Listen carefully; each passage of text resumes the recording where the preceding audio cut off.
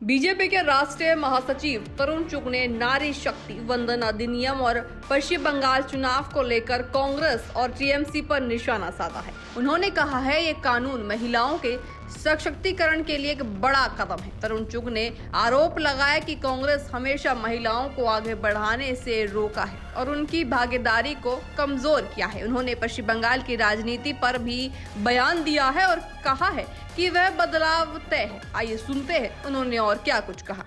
नारी शक्ति वंदन अधिनियम को लेकर के जहां एक तरफ हर कोई इसका स्वागत कर रहा है क्योंकि 33% आरक्षण महिलाओं को मिल रहा है, वहीं परिसीमन को लेकर के विपक्ष सवाल भी खड़े कर रहा है। कांग्रेस के राष्ट्रीय अध्यक्ष या फिर कांग्रेस नेता सोनिया गांधी का जिक्र कर लें तो उन्होंने पत्र भी लिखा है और बात कर लेना चाहेंगे। बीजेपी के राष्ट्रीय महासचिव तरुण चुग हमारे साथ मौजूद हैं। सर, 33% आरक्षण नारी वंदन अधिनियम को लेकर के लोग स्वागत भी कर रहे हैं, लेकिन कांग्रेस ने खत भी लिखा है, क्या कहेंगे? नेहरू गांधी परिवार ने 70 साल तक कांग्रेस पार्टी महिलाओं को आरक्षण नहीं दिया। देश की 50% आबादी के साथ अन्याय करने का काम कांग्रेस पार्टी करती रही और जब भी आरक्षण की बात आई, रहस्य में चुप्पी, अटकलें, रुकावटें, डिले, पेंडिंग और आखिर में ठंडे बस्ते में विधेयक को डाल दिया। आज प्रधानमंत्री श्री नरेंद्र मोदी जी ने ठंडे बस्ते से निकालकर 2023 में 33% आरक्षण दिया है। अब 2029 में देश की बेटियां देश की पार्लियामेंट में, देश के अलग अलग विधानसभा में पहुंच सके,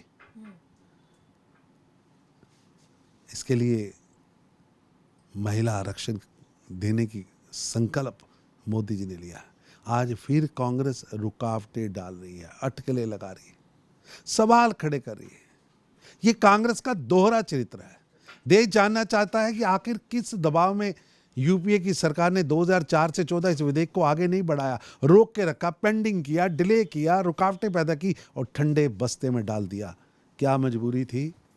आज देश की 70 करोड़ बहनें पूछ रही हैं कि आपने नारी सशक्तिकरण को क्यों टाला था, और 70 करोड़ बहनें धन्यवाद कर रही हैं कि मोदी जी आपने संकल्प लिया भी, उसे पूरा भी किया और बेटियों को आगे बढ़ाने का काम, चाहे बेटी बचाओ में हो, बेटी पढ़ाओ में हो, बेटी बढ़ाओ में हो, हर क्षेत्र में मोदी जी ने करके दिखाया। जी, एक अलग सा सवाल है क्योंकि पश्चिम बंगाल में चुनाव बिल्कुल नज़दीक आ चुका है, 4 मई को नतीजे होने हैं और ऐसे में मौजूदा मुख्यमंत्री के द्वारा जो अपने कार्यकर्ताओं के लिए कहा जा रहा है, उकसाने की कोशिश की जा रही है, उसको लेके क्या? गिरफ्तारी का डर दिखाकर ममता बनर्जी भड़काने का काम कर रही है। ये बयान हताशा, निराशा व कुंठित मानसिकता से दिया हुआ बयान है।